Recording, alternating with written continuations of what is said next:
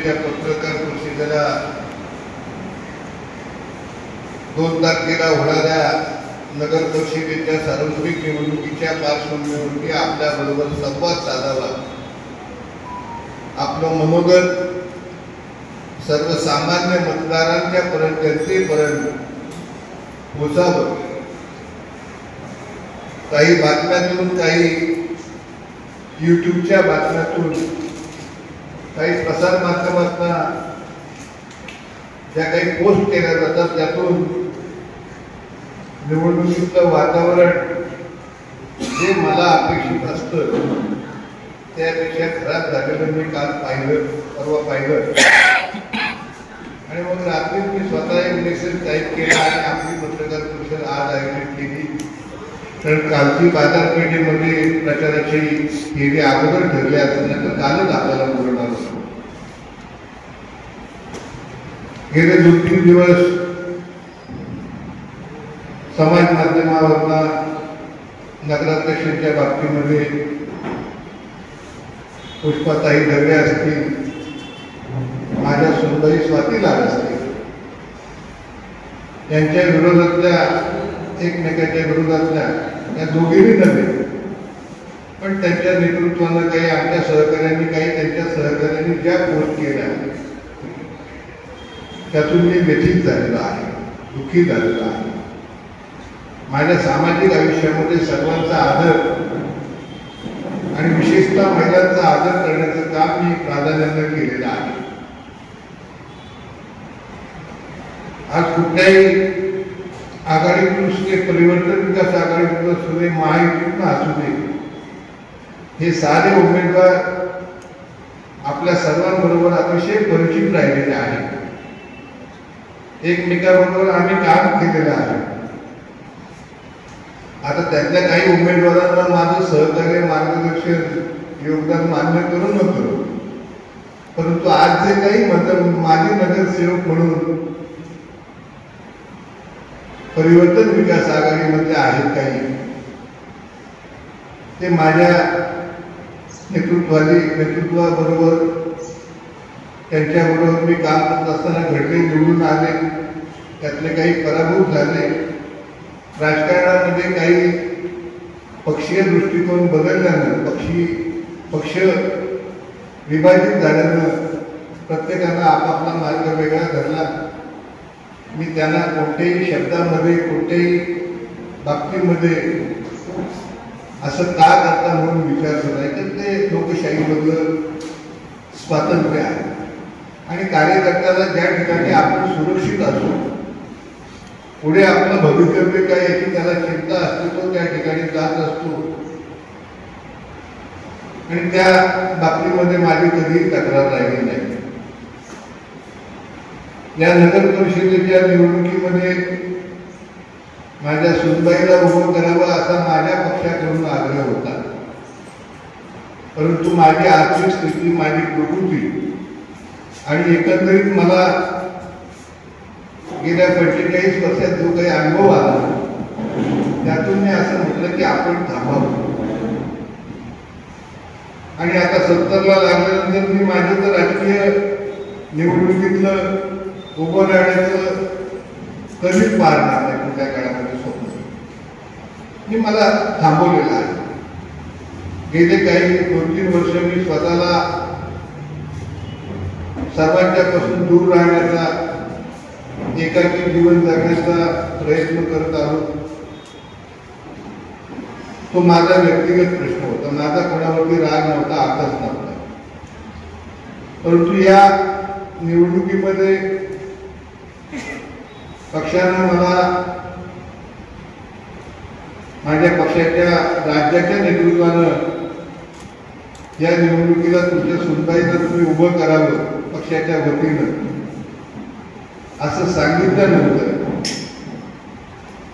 माझ्या मनामध्ये द्वंद्व निर्माण झालं की आपण पक्षाचं ऐकायचं की नाही, पक्ष नेतृत्वाचं ऐकायचं की नाही. आणि एकंदरीत सर्व पक्षातल्या कार्यकर्त्यांची, मित्र पक्षातल्या नेत्यांची, कार्यकर्त्यांची अगोदरपासूनची ती भूमिका होती. आणि शेवटी मी माझ्या गावकीची बैठक लावली आणि त्या ठिकाणी माझी भूमिका त्या ठिकाणी निषेध केली आणि मग रात्री 2 वाजता नेतृत्वाला सांगितलं की होईल तयार आहे. याला काही फारसा अवधी झालेला नाही. आता योगायोगानं तिथं शिक्षण जर का की डॉक्टर असेल तर स्वाभाविकपणे एखादा कार्यकर्ता समर्थ ती शिकलेली आहे, ती डॉक्टर आहे, चांगलं काम करू शकेल असं एखादा कार्यकर्ता बोलतो. दुसरा जो काही विरोधी विचाराचा कार्यकर्ता असतो तो शिकलेला असून काय झालं, त्यांना अनुभव नाही, 3 वेळा निवडून आलेले आहेत, तो त्यांचं समर्थन करतो. ती त्या कार्यकर्त्यांच्या मधली चर्चा असते आणि जोपर्यंत निवडणूक येतो पण अशा प्रकारची चर्चा चालणार हे आपण गृहीत धरतो. परंतु मी माझ्या जवळच्या सहकाऱ्यांना परवा दिवशी रात्री आणि काल स्पष्टपणे सांगितलं की ज्या प्रकारे चर्चा चाललेली आहे ती मला बिलकुल मान्य नाही. दगडेताई आज जरी परिवर्तन विकास आघाडीच्या माध्यमातून अध्यक्षपदाच्या उमेदवार असतील, माझ्या सुनबाईची उमेदवारी ठरवण्याच्या अगोदर आदल्या दिवशी त्या मला भेटूनही गेल्या होत्या आणि मी त्यांना शुभेच्छाही दिल्या होत्या. म्हणजे एवढे चांगले संबंध आहेत ते आजचे नाही. त्यांचे पती सुद्धा धनंजय तातडे यांच्या निवडणुकीला अपक्ष म्हणून राहिले होते, परंतु आमच्यातले संबंध कधी बिघडले नव्हते. किंबहुना आता जे काही उमेदवार आहेत त्यांचेही ऋणानुबंध मैत्रीचे असतील, नात्याचे असतील, ते अनेकांशी आहेत.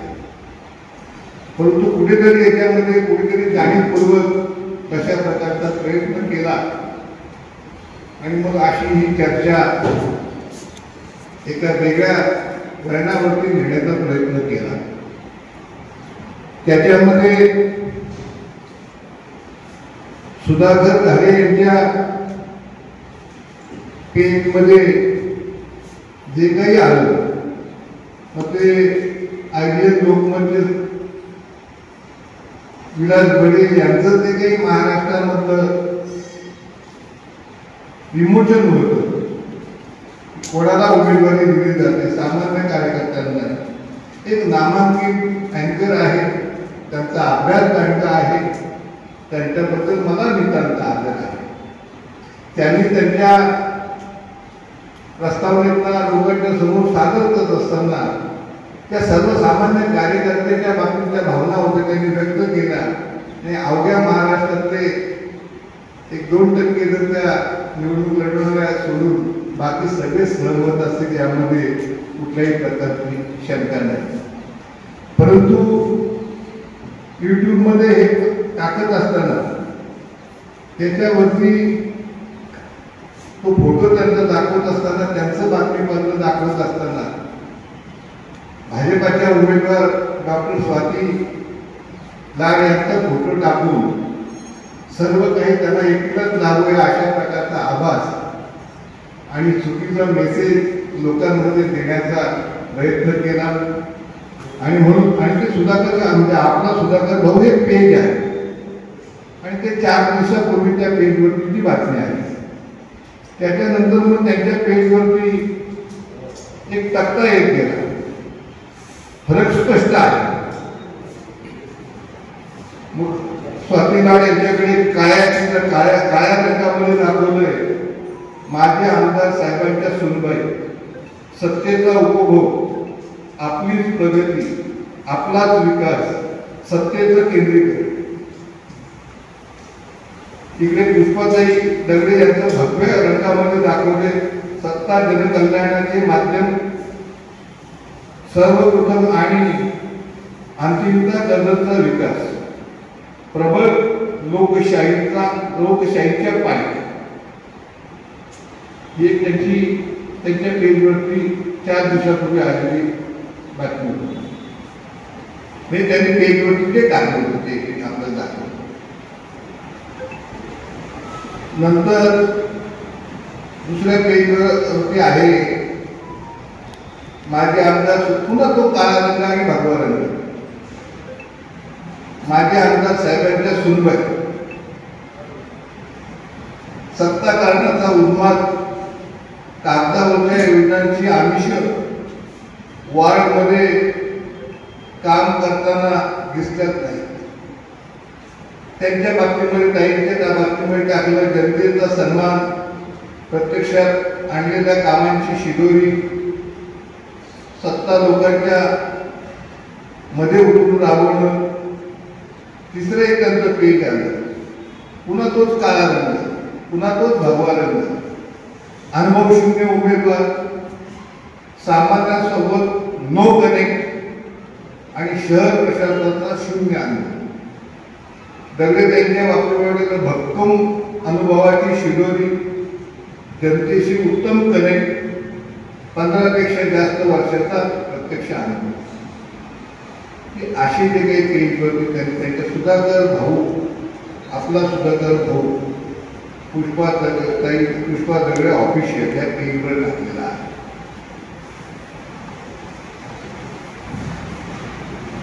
त्यातला निश्चितपणे व्यथित झालं, मन व्यथित झालं. तुम्हाला काय सभा घ्यायची आहे, तुमच्या उमेदवाराचं काय कौतुक आहे ते दोन्ही पक्षांनी आपापल्या सभाच्या मधनं सांगावं. परंतु अशा काळ्या आणि भगव्या रंगामध्ये तुलना करणं हे त्यांच्यासारख्या एका मोठ्या व्यक्तीला शोभेचं नाही असं मला वाटतं. अर्थात ते त्यांच्या संमतीनंच चाललेलं असणार यात कुठल्याही प्रकारची शंका नाही. आणि नसेल त्यांच्या पेढीतून चालू तर त्यांनी कसं त्याचं स्पष्टीकरण करणं गरजेचं आहे.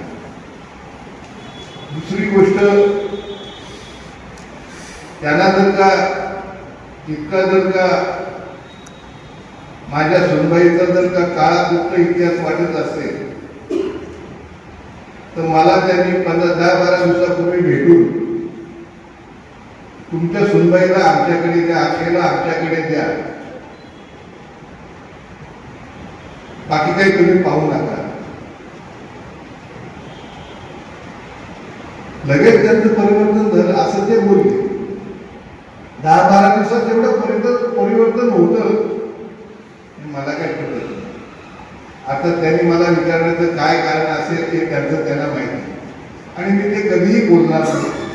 परंतु त्यांच्या पेजवर त्यांनी सांगितलं तर खाजगीमध्ये आपण कोणावरून काय चर्चा करतो ती कधी ओपन करायची नसते. त्याला राजकारणातली सभ्यता म्हटली जाते. पण सभ्यतेची सारी पातळी ती ओलांडण्याचं काम त्यांनी केलं. माझ्या सुनबाईबद्दल ते काय बोलले, त्यांना जे योग्य वाटेल ते अजून त्यांनी बोलावं, माझं काही म्हणणं नाही. परंतु यातून दगडे त्यांच्या मग इकडनं कुठे टाकलं, शिक्षण येते अनुभवी नाही, त्यांना दिले शिक्षण नाही. तर मला प्रथम एक गोष्ट स्पष्ट करायची आहे. डॉक्टर बाबासाहेब आंबेडकरांनी जी भारतीय घटना केलेली आहे त्या भारतीय घटनेप्रमाणे ग्रामपंचायत असेल, पंचायत समिती, जिल्हा परिषद, नगरपालिका, नगरपंचायती, महापालिका याला एक 21ची मतदान मर्यादा आहे आणि विधानसभा आणि लोकसभेला 25 वयाची मर्यादा आहे. यापेक्षा त्यांच्या आरक्षणातून ते उभे राहू शकतात. त्याला बाबासाहेबांनी लोकशाही अधिक चांगली व्हावी, सामान्य अशिक्षित माणूस सुद्धा त्या काळामधला संसदेमध्ये गेला पाहिजे. त्यांचा अनुभव स्वातंत्र्यपूर्व काळातून चळवळीतून आलेलं ते नेतृत्व होतं. त्यांना असं शिक्षणाच्या पिढीमध्ये अडकवता उपयोगी नाही. भूमिगत राहणारे माणसं त्यावेळेस कुठे शाळेमध्ये जाऊ शकणार होते हा दृष्टिकोन त्यांच्यासमोर होता आणि म्हणून त्यांनी शिक्षणाची अट कमी केली. म्हणून या निवडणुकीच्या पार्श्वभूमीवरती माझ्या काही सहकार्यांनी शैक्षणिक दृष्ट्या यांनी अशी कामाची अनुभव शून्य वगैरे ही तुलना केल्यामुळे कशा प्रकारे त्यांच्या बाबतीमध्ये काही ठिकाणी आलेलं मी केलं. आणि म्हणून मी प्रथम दगडे त्यांची त्या माझ्या भगिनी आहेत, पूर्वीपासून चांगले संबंध आहेत. निवडणूक संपल्यानंतर सुद्धा चांगले संबंध मी ठेवण्याचा निश्चितपणे प्रयत्न करेन. त्याचं मन दुखावत अशा पोस्ट माझ्या सहकार्यांकडून गेल्या त्याबद्दल जाहीरपणे माफी मागतो. वेळ मिळाला, वेळ भेटला तर त्याला प्रत्यक्ष भेटून माफी मागेल. निवडणुकीचा निकाल काय लागायचा तो लागेल, परंतु अशा प्रकारचं महिलांच्या बाबतीत एकत्रित कोणत्याही उमेदवाराबद्दल कोणीही बोलू नये आणि विशेषतः महिलांच्या बाबतीमध्ये आपण अतिशय चांगल्या प्रकारे बोललं पाहिजे. छत्रपती शिवाजी महाराजांचा, शाहू फुले आंबेडकरांचा, सावित्रीबाईंचा, झाशीच्या राणीचा हा महाराष्ट्र आहे. महिलांचा आदर करायला शिकवलं जातं. राजकारणाच्या गर्दीमध्ये असे तथ्य टाकून राजकारण होत नसतं आणि मग तसं तर प्रत्येकाच्या बाबतीत बोलता येईल. कोणती निवडणूक कधी लढणं, कधी त्यांच्याकडे अनुभव होता. शेवटी तुमच्या कुटुंबातलं कोणतरी आलेलं असतं, त्याला तुम्हाला जे योग्य वाटतं त्या सर्व निवडणुकीच्या पार्श्वभूमीवरती त्याला सामोरं जाण्याकरता सारी जाण्याची काही शक्ती असते, तुमच्यापाशी असते, लोक तुमच्या बरोबर असतात. हाच प्रश्न आता मला त्यांना विचारायचा आहे. त्यावेळेस हे कधी आपण तपासून पाहिलं का? मी गेली 25 वर्ष नव्हे तर काँग्रेसच्या 77 त्या काळापासून साऱ्या तालुक्यातल्या ग्रामपंचायत, पंचायत समिती, जिल्हा परिषदा, नगरपालिका स्थापन झाल्यापासून त्याचं उमेदवार निवडीचं काम केलेलं आहे. त्यांना निवडून आणण्याकरता आटापिटा केलेला आहे. तर अशा प्रकारचं हे बोलणं मला काही योग्य वाटत नाही. आता काही त्यांच्या एका कुठल्या तरी युट्यूबवरती आमदाराची सून आहे म्हणून उमेदवारी दिली काय? ती आमदाराची सून नाही, आमदार महेंद्र ढोबळे आहे. कदाचित त्या युट्यूबरला कळलं नसेल की आपण काय माहिती पुरवतो नाही, काय बोललो जाते, कदाचित तो डमी आवाज असेल. आता निवडणुकीमध्ये अशा टॅक्टिक्स वापरू नये. एरवी तुम्ही असे एक व्हिडिओ बनवून टाकता तो भाग वेगळा, पण इथे हे स्थानिक लोक आहेत, त्यांना सुखा समाधानानं पुढल्या काळामध्ये एकत्रितपणे काम करायचं आहे. कोण येईल, कोण पराभूत होईल तो भाग वेगळा आहे. पण शेवटी आपलं गाव आहे. या गावावरती, या तालुक्यावरती, या मातीवरती, या मतदारसंघावरती माझं प्रचंड प्रेम आहे. त्याने जे काय म्हटलं ते त्याचा जो काही आत्मकेंद्रित स्वतःचा विकास, घर भरायला, हे माझ्या आयुष्यामध्ये मी काय केले मला कोणाला सांगायचं नाही. पण आज मी भाड्याच्या फ्लॅटमध्ये राहतो ही वस्तुस्थिती आहे. मला काय ते आपल्याला ऐकवायचं नाही, परंतु त्यांनी जे काही टाकलेलं आहे.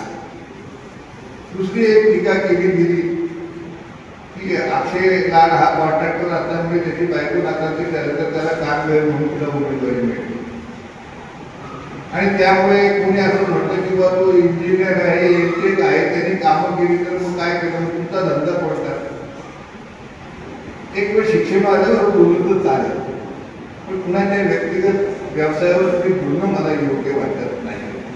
आणि त्याबद्दलही मी दिलगिरी व्यक्त करतो की शेवटी सरकारनं परवानगी दिलेले व्यवसाय जर कोण करत असेल आणि ते नियमाने असते, ते काही गावठी दारूचे रंगीत मटक्याचे नाही, जुगाराचे नाही, त्याच्या बाबतीमध्ये असं कोणी बोलणं हे आपल्या परंपरेला साजेसं नाही असं मला वाटतं. आणखीन एक विषय यामध्ये आला, नितीन दादा सावंत.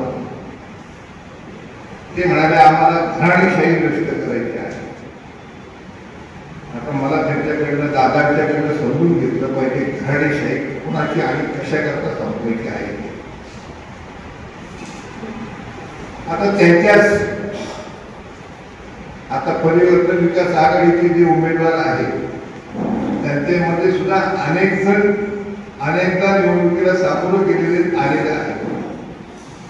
त्यांची विभागावरती आढळली गेल्या माणसामध्ये चांगली प्रतिमा असेल, पकड असेल, त्यांच्या कुटुंबातली माणसं वारंवार निवडणुकीला उभी राहिली असतील, निवडून आले असतील, कधी पराभूत झाले असतील, तर त्याला मी काय घराणेशाही मानत नाही, म्हणत नाही. पहिलं उदाहरण द्यायचं असं पालकर आहे. पूर्णच पालकर हा माझा अतिशय चांगला आणि आजचाही लोकप्रिय माझा आवडता सहकारी आहे. त्याला मी अगदी आनंदानं उमेदवारी दिली, तो निवडून आला, मनापासून त्याने काम केलं. दुसऱ्या निवडणुकीत पराभूत झाला. तिसऱ्या निवडणुकीत त्याच्या वहिनीला त्यांनी उभं केलं. अतिशय तालुक्याच्याच आहेत, शेजारच्या गावच्या आहेत, लोकांशी संपर्क चांगला आहे, इलेक्टिव्ह मेरिट आहे, आम्हीच त्यांना तुम्ही उभं राहा म्हणून. मग मी त्यांना घराणेशाही म्हणायची का? त्या कुटुंबाचं काही योगदान नाही का? पलीकडे 3 नंबरमध्ये गेला तर मग बैलमारे. आता मुलं म्हणजे हे बैलमारे तर मुलं म्हणूनच ओळखलं जातं, त्यात काही नवीन नाही. मग रमेश बैलमारे अगोदर ग्रामपंचायतीमध्ये होते, नंतर नगरपालिकेमध्ये होते. संतोष बैलमारेची भावाची सून म्हणजे बसंत मोरे, त्यांना एकदा नगरसेविका होती. संतोष बैलमारे एकदा निवडून आले, एकदा त्यांची पत्नी आली, एकदा ते निवडून आले. तर त्या कुटुंबाचं त्या परिसरामध्ये असलेलं योगदान आहे, ती घराण्याची त्यांना संपवायची आहे का? मग इकडे आपण रमेश पाटलांच्या घरी होत्या. रमेश पाटील नगराध्यक्ष होते, लोकप्रिय होते. जेव्हा त्यांना पक्षाकडनं उमेदवारी दिली नाही तेव्हा लोकांनी काय लोकनेता असतो याची प्रसिद्धी आम्हाला आणून दिली आणि ते प्रथम नगराध्यक्ष झाले. नंतर मग महिला आम्ही उभं केलं, पण यश आलं नाही. नंतर मी त्या मिसेसला आम्ही उभं केलं, ती निवडून आली. आता मी उभा आहे. तर पाटील कुटुंबाचं धापा मंदिर उभं करणं असेल किंवा त्या गावामध्ये त्यांचं काम असेल, हे त्यांचं कुटुंबाचं योगदान त्या परिसरामध्ये आहे. ती समस्या असेल, ती अडचण असेल, कोण आजारी असेल, या साऱ्या गोष्टींना ते कुटुंब अतिशय चांगल्या प्रकारे बरोबर आहे. कदाचित ते माझ्या विरोधात, आता माझ्या महायुतीच्या ते विरोधच असते. मग तिसरे आणखीन एक उमेदवार जोशी, सुवर्णदास जोशी. आता आनंद काका जोशी हे तालुक्यामध्ये जिल्ह्याला एक आक्रमक नेतृत्व, आक्रमक व्यक्ती म्हणून परिचित आहेत. त्यांचे आमचे राजकीय मतभेद होते. ते ग्रामपंचायतीचे सरपंच होते. अण्णा सुर्वेशी त्यांचा खूप मोठा संघर्ष झाला पाणी योजनेच्या बाबतीमध्ये. आम्ही अण्णांच्या सोबत होतो, त्यांच्या विरोधात होतो, लढलो आम्ही त्यांच्याबरोबर. ते अनेक वर्ष सरपंच होते. नंतर नगरपालिकेने ते आले. नंतर त्यांच्या सुनबाई नगरसेविका झाल्या. खेडला त्या नगराध्यक्ष म्हणून निवडून आल्या. आता त्या पुन्हा आता नगरसेविका पदाकरता उभ्या आहेत. ही घराणेशाही झाली. अनंत काकांचं असणारं या शहरावर आणि तालुक्यावरती असणारं एक वेगळं नेतृत्व आपण पाहिलेलं आहे, त्याचं योगदान पाहिलेलं आहे. गोरगरिबांना दवाखान्यापासून तर सगळ्यापासून ते उपयोगी पडलेले आपण पाहिलेले आहे. सुवर्णाताई अगोदर निवडून आल्या तेव्हा त्यांनी त्यांची व्यक्तिगत छाप या नगरपालिकेवरती उमटवली. हसतमुख चेहरा त्यांचा लोकांच्या मध्ये सहजगत्या वावरणं. नंतर त्या थेटला नगराध्यक्ष झाल्या. नगराध्यक्ष म्हणून त्यांनी कारभार पाहिला. कारभाराबाबत कुणाचे मतभेद असू शकतात, परंतु त्यांना घराणेशाही म्हणता येणार. आता आणखी जर का उमेदवार पाहिले तर उमेश गायकवाड असतील. उमेश गायकवाड हे त्यांचे मामांचे वारसदार आहेत. वसंत मामा सुर्वे. वसंत मामा सुर्वे कित्येक वर्ष 77 सालापासून मी त्यांना पाहत आलेलो आहे. ते ग्रामपंचायतीमध्ये होते. पहिल्या नगर परिषदेच्या निवडणुकीमध्ये वादंग झाले, त्यांना अपक्ष म्हणून उभं राहावं लागलं, पराभूत व्हावं लागलं. परंतु आमच्याही मनाला ती खंत होती की मामांसारखा एक माणूस नगर परिषदेमध्ये येऊ शकत नाही, म्हणून आम्ही त्यांना त्यांचं तिकडचं करता तुम्ही जेव्हा आकुर्ड्या भागातल्या त्यांना उभं केलं आणि निवडून आले. त्यांना सन्मानाची जागा दिली.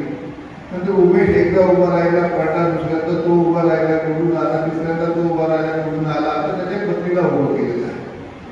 त्याच्या परीने त्यांनी केलेल्या परिसरामध्ये त्यांच्या कुटुंबाचं योगदान आहे, काम आहे. मतभेद ह्या सगळ्या कुटुंबांच्या अनेकांशी असूही शकतात. आता आपण दैवतीकडे येतो. दैवतीमध्ये आमचं लाड कुटुंब, लाड परिवार मोठा आहे. यात काही कुणाच्या मनामध्ये शंका असणं तर कारण नाही. आणि लाड कुटुंबाची ही काही जागीरदारी नाही. तर ते म्हणतात ही काही जागीरदारी नाही. बरोबर आहे. हा देश स्वतंत्र झाल्यानंतर आणि स्वर्गीय इंदिराजी पंतप्रधान झाल्यानंतर त्यांचं राष्ट्रीयकरण आणि तुमच्या सगळ्या राज्यांचं खालसा करण्याचं काम सुद्धा सरदार वल्लभभाई पटेल आणि नंतर इंदिरा गांधींनी स्पष्टपणे केलं. जागीरदारी कुणाची राहिली नाही. 1957ला कृ कायदा आला. त्या कृ कायद्यामध्ये शेतकरी जमिनीचा मालक त्याला सावकारकी व्यक्त केली. तिथे कुठल्याही प्रकारची सावकारकी, कुठल्याही प्रकारची जागीरदारी राहिली नाही. तर जागीरदार हा शब्द कोणी कुठे कसा वापरायचा हा प्रत्येकाच्या बौद्धिक बुद्धीचा भाग आहे. पण तुला परिवाराच्या बाबतीमध्ये सांगायचं झालं 77 सालापासून मी काँग्रेस पक्षाशी निगडीत आहे. जीव तोडून काम केलं. 78 साली झालेल्या ग्रामपंचायत निवडणुकीमध्ये आम्ही 3 सदस्य निवडून आलो. जयवंत लाड, पांडुरंग विष्णू लाड आणि मी अतिशय तरुण होतो. आम्ही निवडून आलो. 8 जनता पक्षाचे आले. वर्ष 1.5 वर्षामध्ये ती ग्रामपंचायत बदलात झाली. अण्णा सुर्वे आमदार झाले. पाण्याचा तेवढा असा प्रश्न होता. बच्चूबाईच्या एका बोरिंगवरती आपलं गाव पाणी भरायचं. रात्रंदिवस ती बोरिंग चालू असायची. अशा परिस्थितीमध्ये आपल्याला पाणी योजना झाली पाहिजे म्हणून केज नदीवरनं पाणी योजना घेण्याचा आम्ही मागणी केली आणि अण्णा सुर्वेने दैवली कर्जाची मागणी केली. मंजुरीच्या टप्प्यावर आणली. परंतु त्यावरती कर्ज करत नाही तर आम्हाला फळदरीचं पाहिजे. आम्हाला मग केस होतो. त्यावेळेची असणारे दुसरी बोलणे प्रतापराव भोसले तो वाद मिटवला आणि दैवली करता एकूण गावागावात ही योजना आणि कर्ज करता ती योजना. गावामध्ये पाणी पिण्याचं काम केलं. गावाला ग्रामपंचायत कार्यालय नव्हतं. स्मशानभूमी नव्हती. अनेक प्रश्न होते. ते सारे सोडवण्याचं काम माझ्या सरपंच पदाच्या कालखंडामध्ये केलं. आमच्या गावामध्ये अनेक वन खात्यामध्ये लोकांनी घरं बांधली होती. त्या घराच्या वरती वन खात्याच्या अधिकाऱ्यांनी कारवाई केली आणि त्याच्यावरती कोर्टात केसेस दाखल केल्या. कोर्टानं त्यावेळेस फक्त प्रत्येकी 500 रुपये दंड केला आणि कुठल्याही प्रकारचा निर्णय त्यावरती दिला नाही. जी काही कायद्यामध्ये तरतूद होती आणि लोकशाहीचा ग्रामपंचायतीला असणारा अधिकार होता त्यामध्ये महाराष्ट्रामध्ये पहिल्या सरपंच म्हणून मी ग्रामपंचायतीमधल्या वन खात्यामध्ये बांधलेल्या त्या घरांना घर नंबर दिले. वीज करता NOC दिली. पाणी तिथे दिलं. नागरी सुविधा दिल्या. ठराव करताना असं म्हणलं की माननीय कोर्टानं यांना 500 रुपये दंड वन खात्याने केस दाखल केल्यानंतर केलेला आहे. ही घरं तोडावीत किंवा पाडावीत किंवा या बाबतीमध्ये कुठल्याही प्रकारे माननीय न्यायालयानं आदेश न दिल्याने पुढील कोर्टाचे आदेश होईपर्यंत मानवतेच्या दृष्टिकोनातून यांना आपण ही घरांना या नागरी सुविधा द्याव्यात आपण त्यावेळेस ठराव केला. ग्रामसेवकांनी विरोध केला. म्हणाला असं नियमानं कायद्यानं करता येत नाही. म्हणजे तुम्ही शेऱ्यामध्ये टाका की मी ग्रामपंचायतीला सरपंचांना सांगितलं की असं अमुक अमुक नियमाने करता येत नाही. परंतु त्यांनी त्यांच्या लोकशाही अधिकारामध्ये तो ठराव केलेला आहे. मी ही बाब चुकीची आहे असं जाणीव करून दिली. महाराष्ट्रामध्ये प्रथम ते काम केलं. तर योगायोगानं पंचायत समितीवरती जाण्याची संधी मिळाली. सभापती झालो. तालुकाभर राममाळ फिरलो. पक्षाचं काम करत असताना माझ्या लाड कुटुंबातल्या अनेक सहकार्यांचं योगदान पक्षात राहिलं. गावात राहिलं. त्यावेळेस नवेलीमध्ये आमच्या लाडाचे 4 ग्रामपंचायत सदस्य होते. म्हणजे अशी एकंदरीत लाड कुटुंबाची या गावात या परिसरात काही विशेष अशी मेहनत आहे. तालुक्याशी असणारं नातं, तालुक्याशी असणारी बांधिलकी, यातून दवाखान्यामध्ये येणाऱ्या केसेस असतील, पोलीस स्टेशनच्या केसेस असतील, कोर्टाच्या केसेस असतील, त्या सगळ्यांना जर त्यावेळेस वाहनाची सोय नव्हती. मुक्कामाला दैवत सगळ्यांची लाडाचे नातेवाईक नागावरती येत होते आणि तालुक्यावर आमचं नात्याचं जाळं विंदलं गेलं पक्षाच्या माध्यमातून. आणि एक लाड परिवार म्हणून आमचा उदयास आला. लाड घराणे नाही, परंतु त्याला जर का हे घराणेशाही मिळत असते तर मला अतिशय वाईट वाटतं. आता मी 77 सालापासून केलेल्या कामाचा जर त्याची मला आमदारकी मिळाली असेल तो माझ्या पक्षाचा प्रश्न होता. जनतेचा जो प्रश्न होता, मतदारांचा जो निर्णय होता, त्याला तुम्ही बोलणारे कोण हा माझा प्रश्न आहे. नंतरचा आला प्रश्न शरद लाडे अनेक वर्ष काम करतो. तोही नगरसेवक झाला. नंतर तोही नगराध्यक्ष झाला. नंतर 2.5 वर्ष महिलांच्या करता होतं. त्या महिलांना 2.5 वर्षाला कोणाला करायचं असं वाटतं. लोकांना मी लग्न शेती सुनबाई माझं लग्न शेत मित्र असल्यामुळे त्यांनाच करणार. मी त्या चौकीनं केबिनमध्ये बसलो. तुम्ही तुमचा निर्णय घ्या आणि पहिला दुसरा तिसरा चौथा कोणाला 7.5 महिने प्रति येते तुम्ही तुमचा निर्णय घ्या. पत्रकार मित्रांनी सुद्धा ही आमच्यावरती टीका केली. मी शेवटी करणार काय. जर त्या एखाद्याला दिलं असतं दुसरी दिलं किंवा वेगळ्या मांडणी त्यांनी दुसरं बातमी टाकली आहे प्रिंट मीडियाद्वारा. तर तसं कोणाला संधी मिळून या उद्देशाने मी माझा निर्णय घेतला. नंतर राजेश उभा राहिला. तो 100 वर्ष काम करत होता, तो निवडून आला, मेजॉरिटी आली, नगराध्यक्ष पदाची संधी मिळाली, त्यानं त्याच्या परीनं काम केलं. नंतर रजनीताई अध्यक्ष झाले 2.5 वर्षाकरता, त्यांनी त्यांच्या परीनं काम केलं. सगळेच प्रश्न त्यांनी सोडवले आपण मिळत नाही. पण राजेश किंवा रजनीताई यांनी स्वच्छ प्रशासन देण्याचं काम निश्चितपणे केलं, हे तुम्हाला कोणालाही मान्य करावं लागेल. हेच विनंती मला सांगायचं. आता नंतरच्या काळामध्ये तुम्हाला मागच्या 19च्या निवडणुकीमध्ये मी काही माझ्या मुलीला निवडणुकीला उभं करू इच्छित नव्हतो. काही 2 प्रबळ असे मोठे शेठ त्या निवडणुकीला आपल्या पत्नीला किंवा लेकीला उभं करण्याचं ठरवत होते. त्यांच्या एका आता त्याच्याबरोबर असणाऱ्या महत्वाच्या पदाधिकाऱ्यांनी सांगितलं, माझी काय हातात वेळी म्हणजे आपण ठरवू. परंतु जेव्हा युती झाली, शिवसेना भाजप युती होत नाही म्हणतात तर ते लढायला त्यामध्ये युती झालं तर ते मागे सरकले.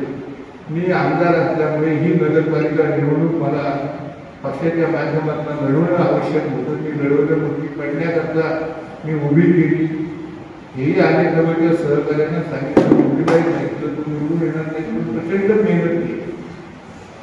निवडणुकीच्या निकालाच्या दिवशी कोणी बाबा काय करू, मी तुम्हीच्या मठात मी पराभव होणार, मी काउंटिंगला जाऊ का, तुला जर का पराभव तिथे पाहणं सहज होणार असेल तर जरूर गेली. जेव्हा संकट असतं पक्षावर, जेव्हा सो कॉल्ड शेठ लोक निवडणुकीला झुमणारा जाऊन पाहतात, त्यावेळेस आम्ही मैदानामध्ये लढण्याचं काम केलेलं आहे. हेच त्याला मला या निमित्तानं सांगायचं आहे. आता त्यांनी हे सगळे घराणेशाही सांगितली, तुम्हाला सांगितली, किंवा पालकांचं असेल, पालकांच्या तुमच्या बैलमाऱ्यांचं असेल, चंद्रांचं असेल, जोशींचं असेल किंवा आमच्या इथलं असेल गाड्यांचं, त्यातली त्यांची कुणाची घराणेशाही संपवायची आहे. नितीन दादा सावंत यांना कुणाची घराणेशाही संपवायची आहे. कदाचित पालकरांनी त्यांचं काम केलं नाही म्हणून त्यांची संपवायची आहे का. संतोष बेलमारे उबाटामध्ये होते परंतु त्यांनी काम त्यांचं केलं नाही असं त्यांचंच म्हणणं होतं, म्हणून त्यांची घराणेशाही संपवायची आहे का. अशा प्रकारचा दोषींच्यावरती त्यांचा आरोप होता, मग त्यांची घराणेशाही संपवायची आहे का. नेमकी घराणेशाही कोणाची संपवायची आहे. मग विधानसभेला राग कोण कोणावरती काढणार आहे का, हा पडलेला प्रश्न आहे. आणि म्हणून अशा प्रकारे कुठेतरी असं चुकीचं बोलणं हे मला योग्य वाटत नाही. आणि म्हणून अजून वेळ गेलेली नाही. आज 24 तारीख आहे, आठवडा अजून निवडणुकीला आहे. अतिशय चांगल्या प्रकारे तुम्ही तुमची ताकद लावून प्रचार करा, आम्ही आमच्या परीने ताकद लावून प्रचार करू. कोणी कोणाबद्दल वाईट बोलावं आणि गावातलं वातावरण खराब करावं असं मला वाटत नाही. म्हणून मी माझ्याकडून हे जाहीरपणे त्यांना सगळ्यांना आवाहन करतोय की एक कर्जची परंपरा आहे. तुमच्या कुणाच्या अगोदरच्या निवडणुकीमध्ये कुणाबरोबर काय मतभेद असतील ते बाजूला ठेवा. तुमची सारी ताकद वगैरे सर्वांनी तुम्ही त्या लोकांनी ताकद लावावी, आपापल्या उमेदवार निवडून आणण्याचं काम करावं. अशा प्रकारची अतिशय विनम्रपणे सूचना त्यांना करायची आहे. बोलून ते शब्द मागे राहतात, वेळेनुसार तुम्हाला यावं लागतं. आणि म्हणून हे जे काही आता घराणेशाही बोलत आहेत त्यांनी त्यांच्या जवळ असणाऱ्या त्या परिवर्तन विकास आघाडीच्या नेतृत्वाला विचारावं किंवा सुरेश लाड यांना त्यांची सुनबाई आणि मुलगा आपल्या तुमच्या पक्षात घेऊन त्यांना तुम्ही उमेदवारी देऊ इच्छित होते का.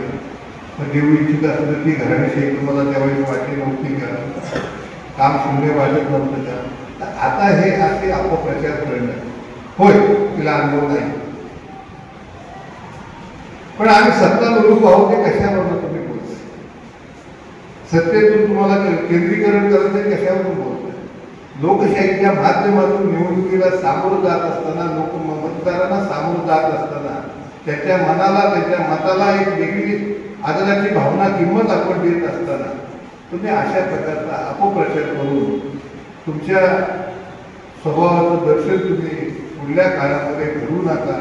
एवढीच या निमित्तानं मला त्यांना सूचना करायची, विनंती करायची आहे. जर त्यांना पटलं तर ठीक आहे, त्याचं पूर्ण पुढे असंच चालू ठेवलं तर मला त्याला उत्तर किंवा माझ्या बुद्धीला जे पटेल तसं उत्तर द्यावं लागेल. ही माझी भूमिका आपल्या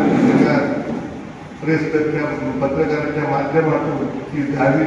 आतापर्यंत मी कुठल्याही यूट्यूब चॅनेलला किंवा संतोष गवळीचं मोठं चॅनेल आहे त्याचाही फोन आला होता, किंवा ज्या दिवशी ओबीसीचं आरक्षण पडलं त्या दिवशी संतोष पेढेंनी विचारलं होतं डॉक्टर स्वाती लाड नगराध्यक्षाच्या उमेदवार असतात, त्यांना मी स्पष्टपणे सांगितलं होतं अजिबात नाही.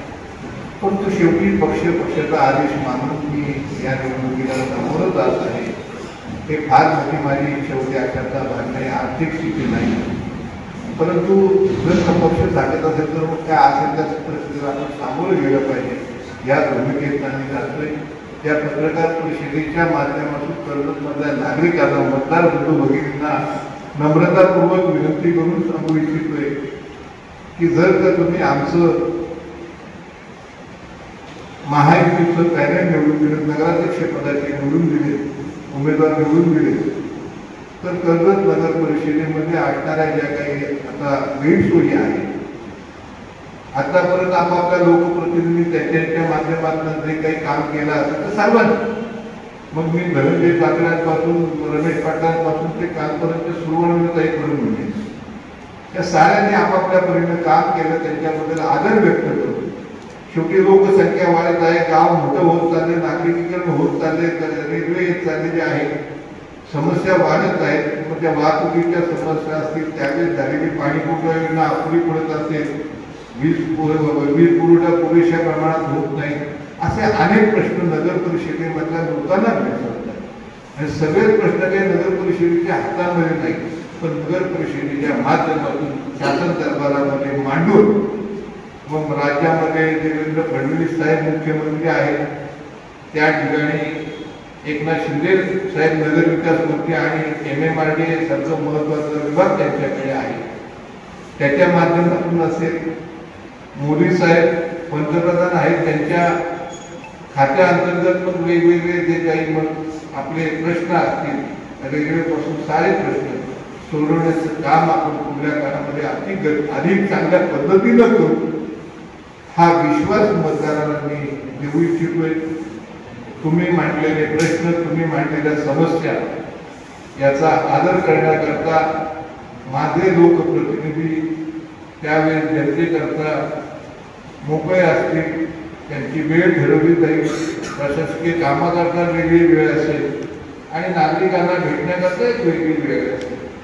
पत्रकारांनाही भेटण्याची एक आपण आठवड्यातला काही वेळ ठेवू आणि ज्या काही तुमच्या माध्यमातून जनतेच्या समस्या ज्या आहेत त्या तुम्ही सांगितल्यानंतर त्या सोडवण्याकरता, त्याचा रिझल्ट देण्याकरता त्यांनाही आपल्याला आवडी दिला पाहिजे आणि त्या साऱ्या कामावरती देखरेख करण्याचं काम एक जबाबदार मी कर्जतचा माझी लोकप्रतिनिधी सासरा म्हणून नव्हे, सुभाषराव किंवा तिथे जी IT चेंबर तिचा वापर आम्ही कोणीही करणार नाही.